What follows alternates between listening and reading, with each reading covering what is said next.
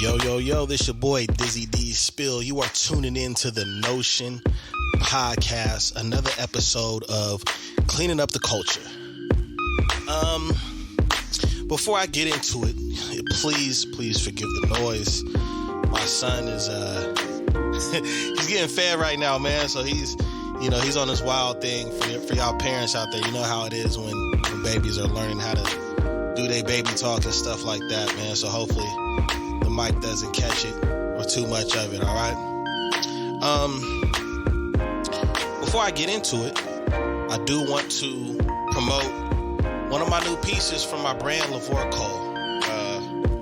I love this shirt. It's nice around the arms. It's loose around the stomach area. It's a very comfortable shirt. For y'all that don't know, Lavore Cole is my luxury brand. So, you want to know where I got this shirt? Please go to www.lavorecole.com. That is LAVORCOLE.com. Lavorecole.com. And I got these shirts, and I have another shirt that I just released, and I have tons of stuff for the women. The fellas have been getting on my head about the stuff that I need to come out with the fellas, but fellas, man, you got to speak up. You know what I'm saying? And to my loyal clients and customers, man, please share the product. All right, it's a great product. I put a lot of thought and my heart and soul into it. So without further ado, let's get into cleaning up the culture with Dizzy D Spill. I hope everybody's been doing well. I know that's kind of difficult in these times, dealing with inflation and dealing with a lot of different things going on in the country today, and not just the country, around the world. For the people that are not from the United States, that might be happening to listen to this podcast. But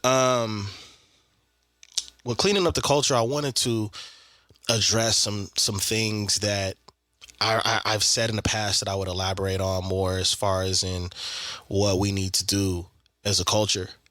And I've given my takes on criticism with the black culture here in the United States. But I am a solution-based person. And so with that being said, I've had my critiques and I've had my own gripes and beliefs about what happens and what needs to happen, but not really going into detail. So with this episode, I wanted to start with the type of relationships we have with each other and how we can improve them, and then how we can move forward with business relationships and setting things up and kind of getting back to a place that our ancestors used to be in. And one of those things that I want to talk about is just the dating relationships, as well as friendships and relationships with your family. And I'll start with the most important thing. I'll start with family. Black people, we come from a place where there's a lot of trauma. And that trauma isn't something that was created in your experience. This is trauma that has started when African Americans first got to this country. And what's important about that trauma is the fact that our culture today is a direct result from trauma. So, the way that we may discipline each other as far as family, or the way that we may, what's the word? What can I say? The way that we critique each other, and, we train each other to have this whole tough skin, thick skin type of mentality. And for a long time, we would blame it on racism. And we would say that, because of the things that black people have had to go through and what we've had to endure, that, we need to have thick skin. And I still to this day agree with that to a certain degree, but there are resources and things that we can use to not have to feel that way. And what I'm saying behind that is, the typical conversation with our counterparts giving us a hard time or not giving us opportunities. So we need to have a thick skin behind it. You know what I mean? And the thing with me is one second.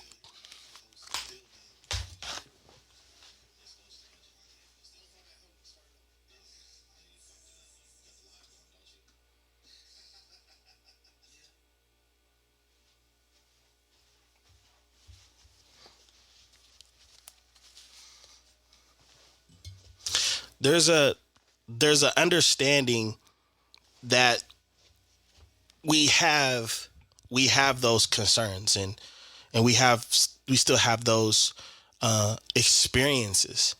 I think that what needs to happen, personally, my opinion, is that we never need to forget where we come from, and we never need to forget the fact that certain things is just going to take a long time to go away, and some things probably might never go away. But the trauma that we have in our culture, it didn't start. We like to point the finger at so many things. Some people like to point the finger at our counterparts. Some of us like to point the finger at the type of music we listen to. Some of us like to point the finger at the fact that, we've had so much poverty in our culture. Those are all separate ingredients that has created this pot of negativity. Um, but I will say that it's a historical thing. Without giving so much attention to the past, I think what's important is that we focus on what resources we have and what changes we need to make right now as far as relationships. So what I'm saying with family is we can't be afraid to speak to our parents and tell our parents how we feel, you know? And I think it should start earlier in age with children. In the same breath, I think that parents, and I think the our generation, I'm a millennial, and I think our generation does a little bit better with trying to listen to our children. Um, but I do think that we have to draw a line in not being our children's friends either, because that's beginning to be kind of a thing too. Like, we're not here to be your friend. Your friends are the people you go to school with, and things of that nature. So I think that we need to be more consistent with letting our children tell us how they feel. I'm not saying manipulate and control the situation and not be disciplined. I'm saying to have that connection and that communication. I think that's very important. We as parents have to do our best to allow that line of communication while demanding respect from our children.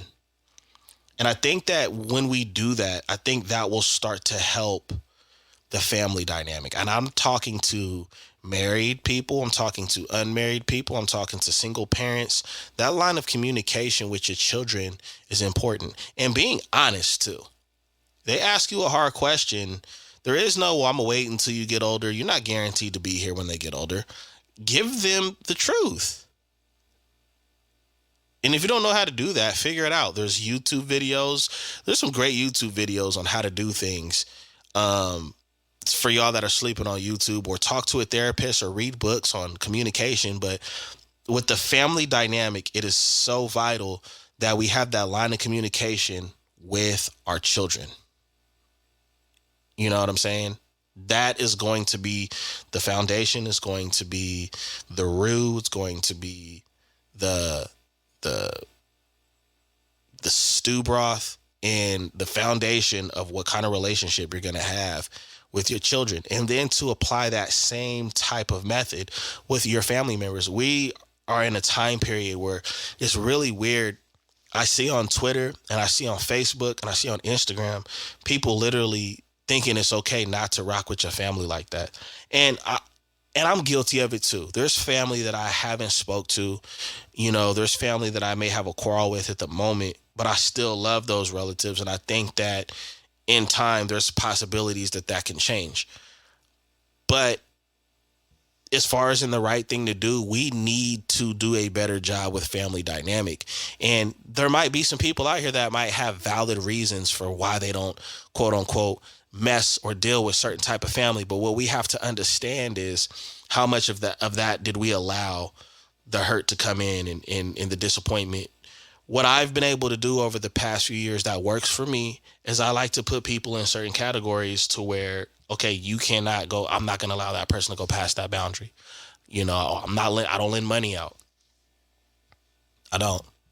Money complicates things, just like sex without a relationship complicates things. So I'm not really the type to lend money out. I'll probably give you the money before I lend it out because if I give it to you, I'm not expecting it back.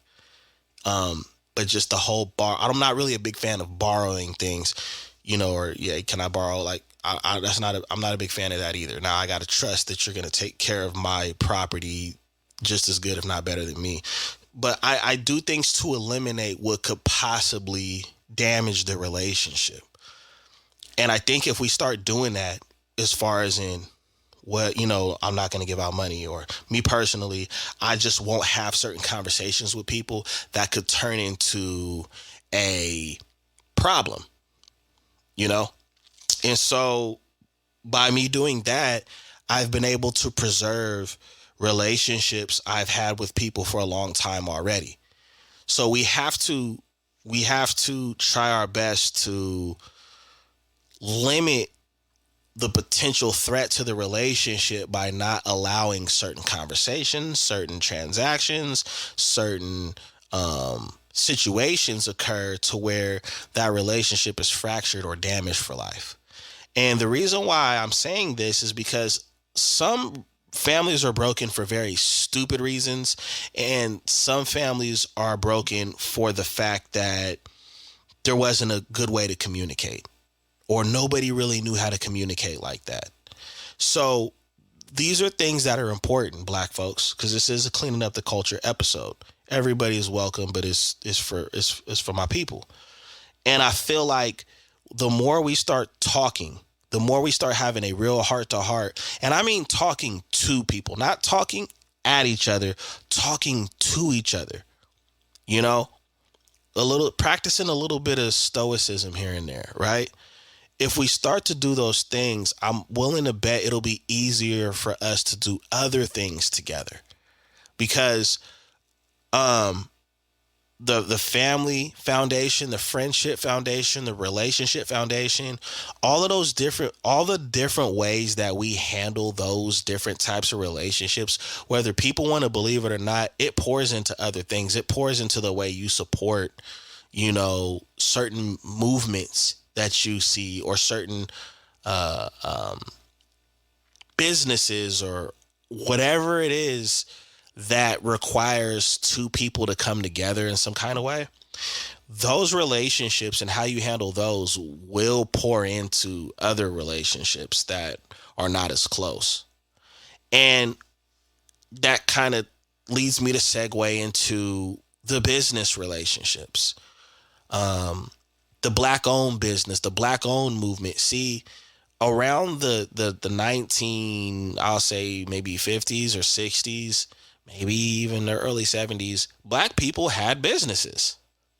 And I know we've heard the stories about them being burned down, or the system doing all of this stuff, but Black people had their own businesses at that time because of segregation. Now, the weird thing is after integration, we lost over a period of time the support for one another. And then we started comparing value to what another business that probably isn't owned by our own people. We started comparing the quality and prices to our own people's, and then we start critiquing and criticizing our own, as if they're on the same playing field when they're just in the same industry, you know? And now when we see something that's controversial from a big corporation or a big business, we want to get upset when something may be borderline prejudice or racist, and, oh, we're going to boycott. But I want to explain something to you folks. And this, before I explain, I want to ask a question. How many of you go searching for things to support in your own culture?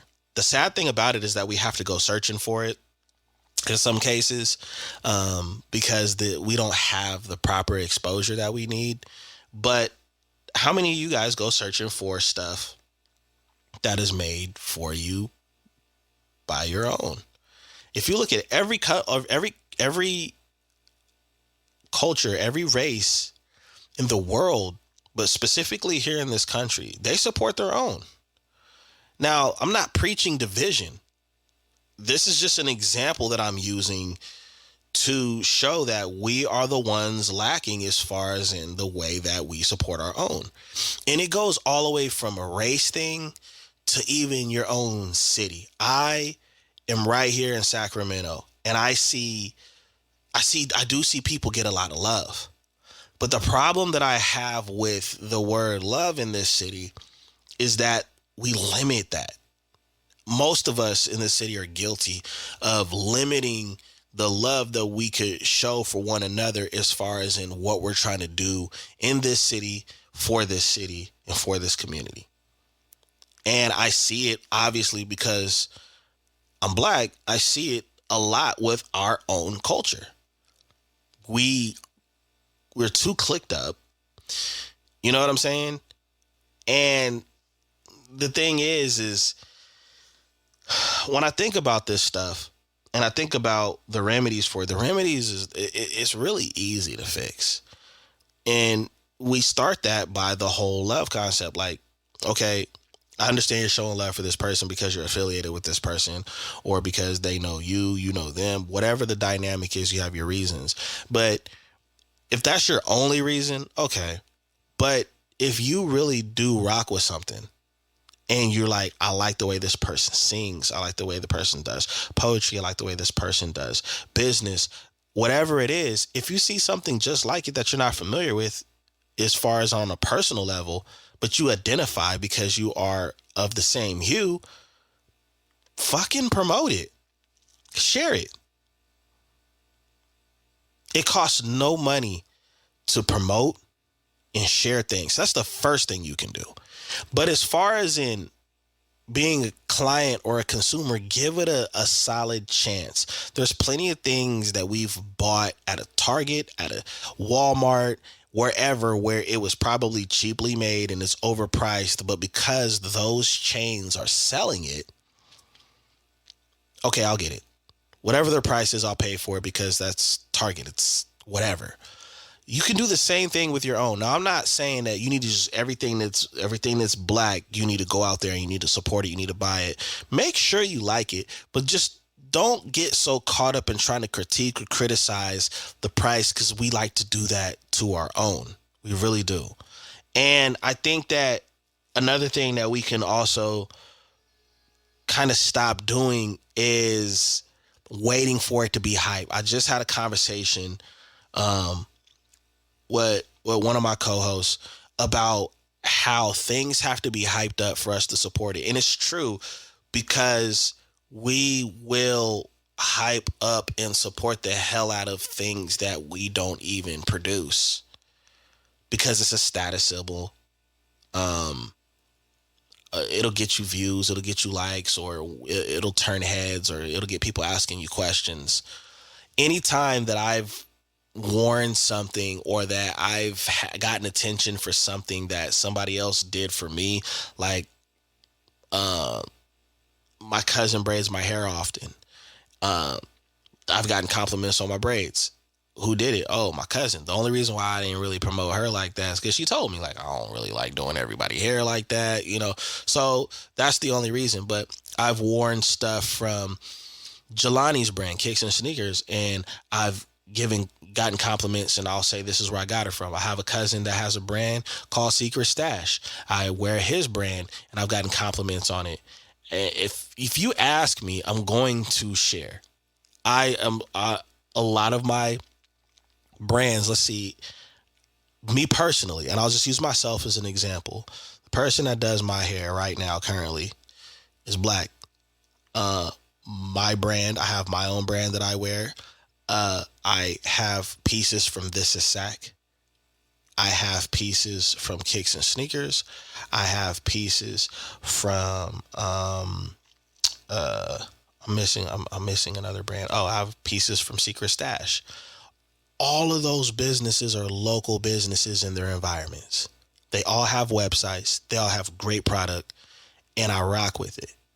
I'm slowly kind of transitioning out of a lot of things that I would have in my closet that might be from the bigger brands. Not to say I'll never wear that stuff ever again. I'm not saying that, but I'm starting to put my money into things that are trying to grow like myself. And that is so important in our community. It does something. It can start a trend. It can keep businesses afloat. It can keep there's this level of exclusiveness that can come with that that I think is untapped and heavily underestimated.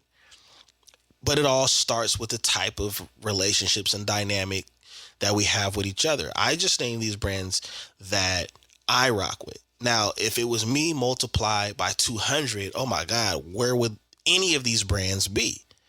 But we have to start changing the way we do things.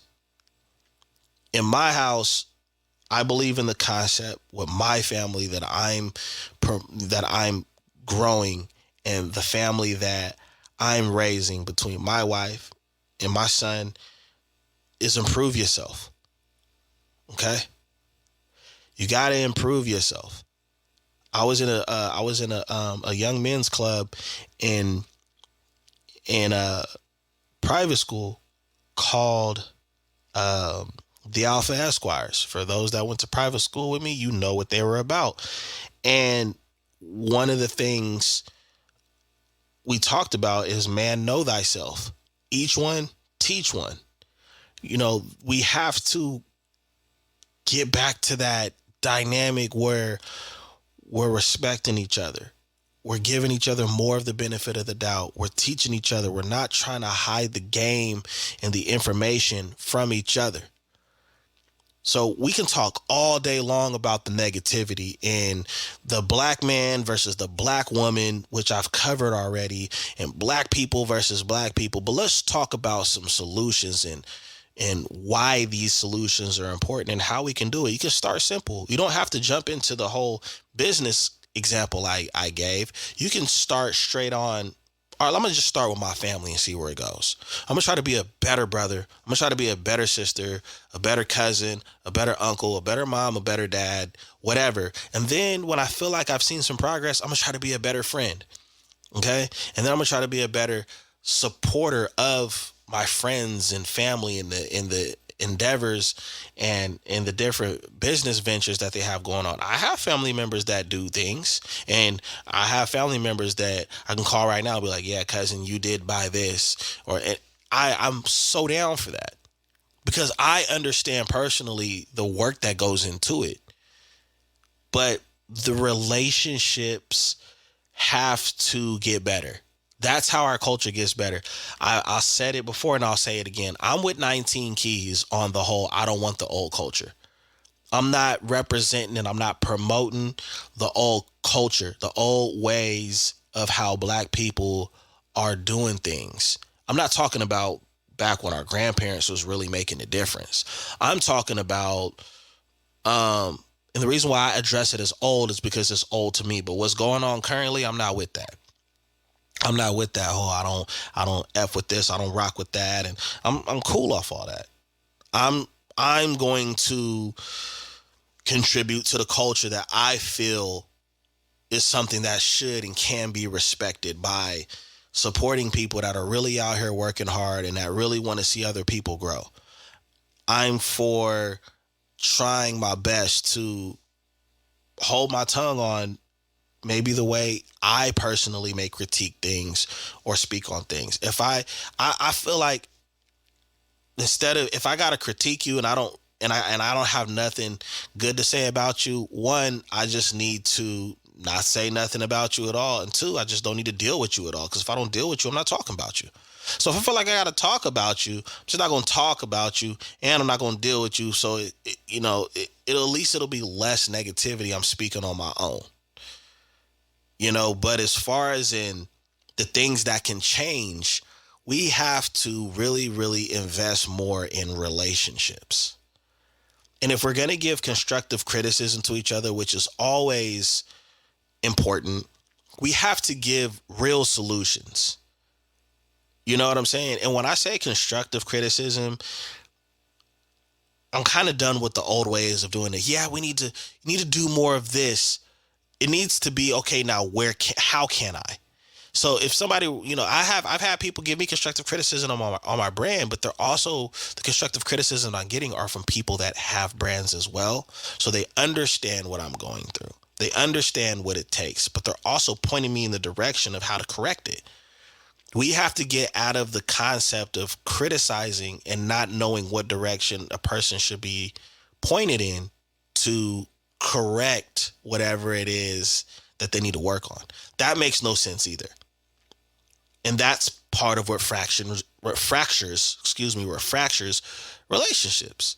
So if we focus on being a better person, improving ourselves, is you've probably heard it a million times. Improve yourselves. Work on yourself first. I get it. But there's a whole lot of truth to that. If the more you work on yourself, the more opportunities will probably present themselves. It's like if you, okay, I want to be a coach, but I've never coached before. And somebody says, bro, you need to get some experience. Okay, you go out there and get an experience that's working on yourself. And you can come back later and be like, okay, this is what I know. You might find yourself knowing more about the subject than the person that told you to go out there and get more knowledge.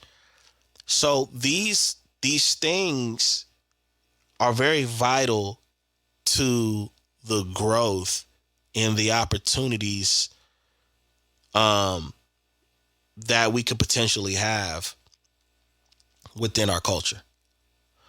We have to do better with relationships. If you want to have a better family dynamic, you have to communicate both sides. Because after a while, if one person keeps over and over and over and over again trying, beating on the dead horse, it's just like I said earlier. I'm not going to speak bad about you no more, but I'm not going to deal with you in the result of that because I don't want to keep dealing with you and have reasons to speak bad about you.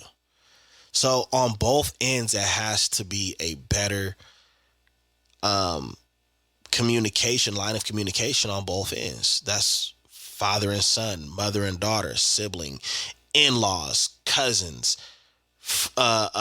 extended family. All of those things fall in that category of, okay, there has to be a line of communication on two ends. It can't just be, oh, well, we're family and that's it. No, there's so much that goes into that word family, just like there's so much that goes into the word love. And the one way you can start by doing better with the lines of communication is improving yourself, working on yourself first. You know what? Instead of me waiting for that person to call me, I'm going to call them.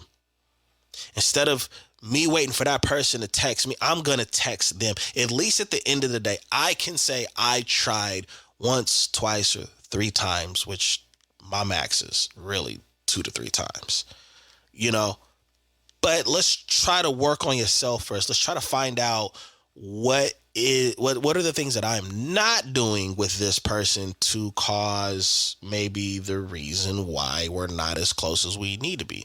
And this is all important because relationships need consistent nurturing. And when you consistently nurture a relationship, it'll bloom into something.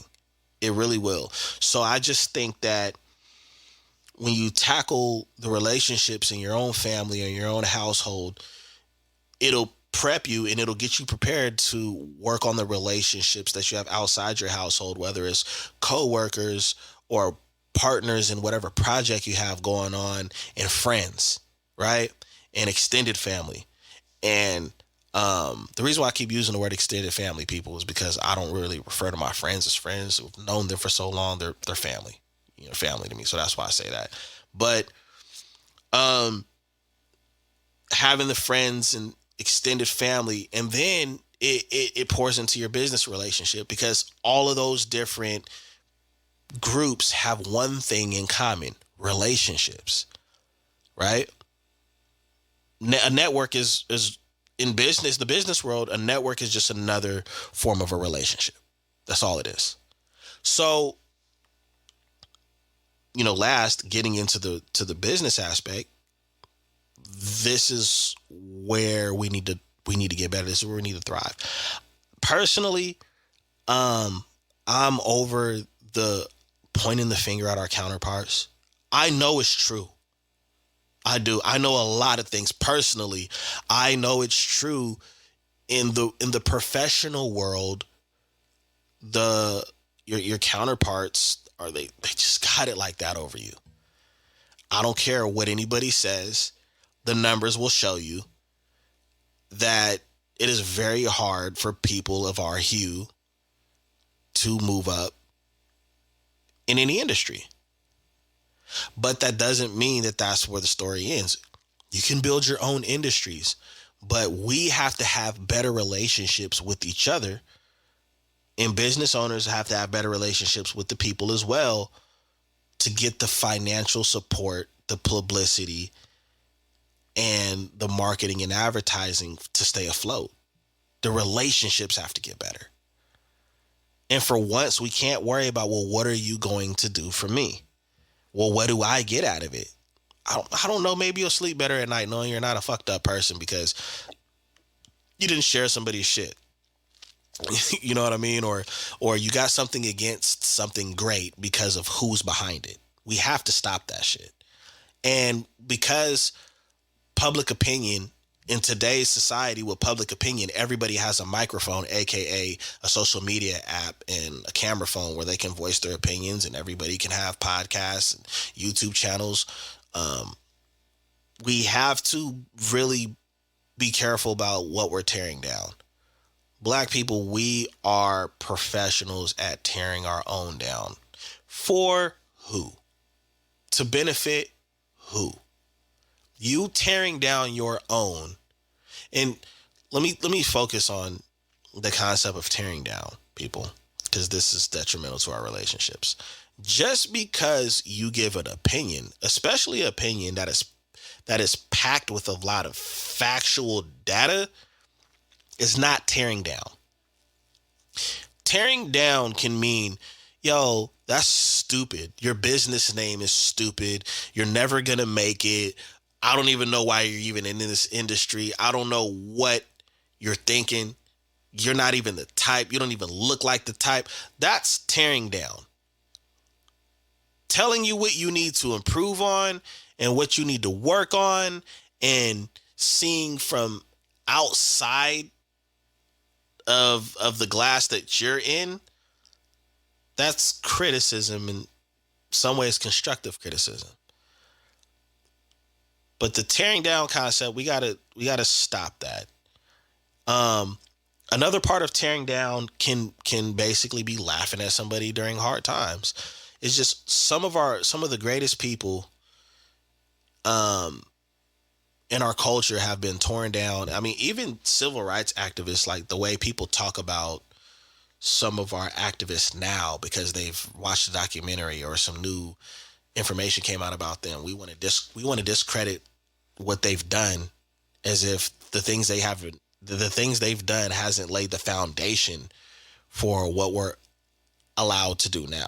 We have to stop the tearing down. And look, if we're going to get on each other's case, we want to get on each other's head. We want to let each other know some real shit, or I'm coming from a real place because I'm a real one and all this other stuff. Do that shit behind closed doors. Don't do it on stage where everybody can see. Stop it. Stop ridiculing, ostracizing, bashing, hating on our own on a public platform, and then cry about how we don't get opportunities or we're not getting treated with respect. Because the reason, let me say this, on top of us having fractured relationships, which pour into damaged support for our own businesses, now you have people on the outside saying, look, there's validity in what I think and what I feel about these people, because look at what they're saying and look at what they're doing to each other. I've seen two videos about with Haitians talking about Black Americans. And I'm not even going to get, as much as I would like to get into it, I've shared it on my page, and I guess people were afraid to say their opinion about it. I shared it on the Notion page as well. Because I wanted to know what people thought. I know what I think, and I'm not going to give that too much attention. But I feel like shit like that comes from the fact that we are doing such a great job bashing, hating, and not supporting ourselves that now people on the outside, people that are moving to this country, think it's okay to talk about us like that. As if we never done anything, our ancestors never do anything, and as if we're not doing anything now. So we have to stop with the public. And I'm gonna be honest. I know I'm saying this, and I know it's gonna continue to happen. But this is probably might reach one or two people. You know what I'm saying? That might say, you know what, he has a point. I'm not gonna do that anymore. And as long as we got one of us, we got some of us. But we have to stop doing these type of things, and we have to stop doing these type of things and then expecting other people to treat us with respect, or other people to give us opportunities, or most importantly, other people to take us seriously. Come on, stop it, y'all. So my message in cleaning up the culture is, let's work on the relationships. And I'm not saying allow every relationship. There's some relationships that, it served its time and it's time to move on. But we have to do a better job with the dynamics of our relationships and strengthening the relationships that we have with each other. And then transferring that into working with each other, collaborating with each other, building with each other, and actually having some damn trust. Another thing, I don't want to go off a tangent too much, but the whole trust factor, trust people. Number one, trust people to be exactly who they are. I don't care if it's through your own hue or not. Trust people to be exactly who they are, but allow trust in whatever it is that you're doing with the person. We have this thing where we want to trust a person in all categories, and that's not really smart. It's not conducive to yourself and to the culture. I'm going to trust that the tow truck guy gets my car from point A to point B without it being damaged. I'm not going to trust the tow truck guy not to steal $100 out of my wallet if I accidentally drop my wallet in his truck and forget or don't notice it. Stop trying to label this trust thing on every single element of a person and their personality, unless it's somebody that you have a close relationship with. We got to stop these things. Trust your friend to be your friend. But some people, you can't trust them to be your friend like you can trust your sibling to be your sibling. And I know the whole, well, you can't trust family these days either. I get that. But you know what I'm trying to say. You're not going to trust your best friend on the same level you trust your brother or your sister that you've grown up in a house with and you've shared things with and you've went through things with. That's what I'm saying. They may be like a brother, but there's a reason why you say somebody is your brother and somebody is like your brother. They're your sister or somebody is like your sister. Your father or they're like your father. Your mother and etc. All right? So let's stop the whole trust game thing. All right? Let's try to focus on trusting people in the exact category that they fall in and not put so much pressure on, I should be able to trust you with any and everything, because that's not true. I count my money when it come out the ATM. Trust issues, okay? But I expect it to be the right amount at the same time because I'm at the ATM and I put in you get what I'm saying. All right? So working on your family foundation, working on the friendships, working on the business relationships, building a network, keeping an open mind, practicing a little stoicism. Those things I think will truly help the culture that I'm trying to contribute to build. And hopefully by us practicing that, we'll change the most important thing out of all of this. Our attitude. If we can do all of these things, and I'm not saying to do them flawlessly, like you're never going to make a mistake. You're never going to, come across any adversity with trying to do better and have better relationships. But doing it consistently and having a dedication to it will change our attitude. And I feel like once our attitude As I feel like once enough of us, I think it's about around 40 million African Americans in this country. If we can just get like maybe 20 million, 15 million to 20 million to do these things and change our attitude about stuff, not focusing on our counterparts. And it's always going to be that way.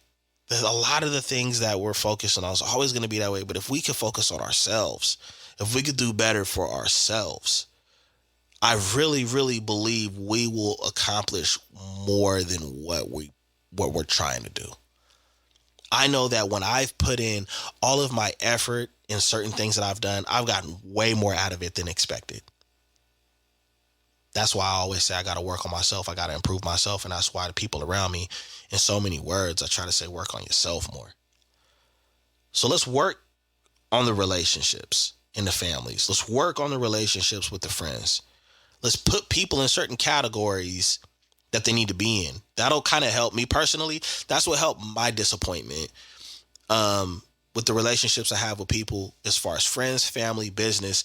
I put everybody in a certain category. I have certain friends. For those that don't know, I am a comic book nerd. So I only have certain friends that I talk to about comic books. I have certain friends that I talk to about my political views. I have certain friends that I talk to about love and relationships. The list goes on. I literally separate my conversations amongst the people that I'm close to. And then I have a board of advisors. And my board of advisors are friends of mine that are kind of out the way, that are going to give it to me real, give it to me straight about some of the decisions I want to make, some of the decisions I'm about to make. I go to them for that. And even those people that are on my board of advisors, I don't talk to about some of the things I just mentioned, because that might not be something they're interested in or something that they may have the knowledge of, or enough knowledge to really go there with me like that. Relationships, people, that's what we got to, that's where it starts. We get the relationships right. We get the business right. We get the business right. We can start producing our own, having our own, and growing and blossoming, because we have a lot of resources that can catapult us to where we need to be. We just got to get the relationships right. If you want to know why things probably aren't going well, I guarantee you, I can tell you, there's probably a lack of relationship or relationships in your life. And there's definitely a lack of communication. Any problem that's being brought to me, I can tell you where there's a lack of communication. For real. But those two things are important. Straight up.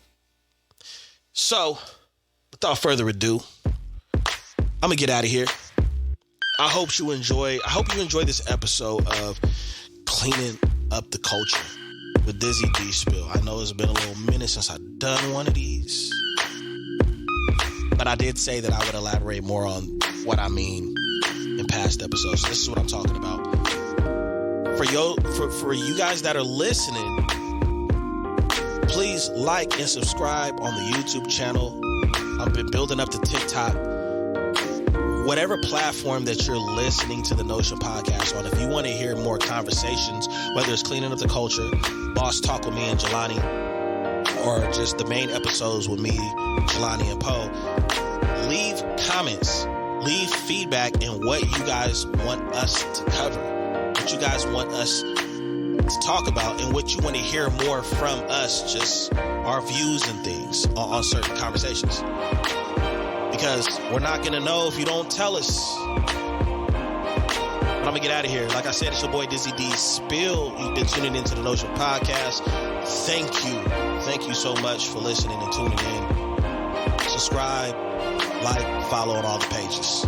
Till next time, peace.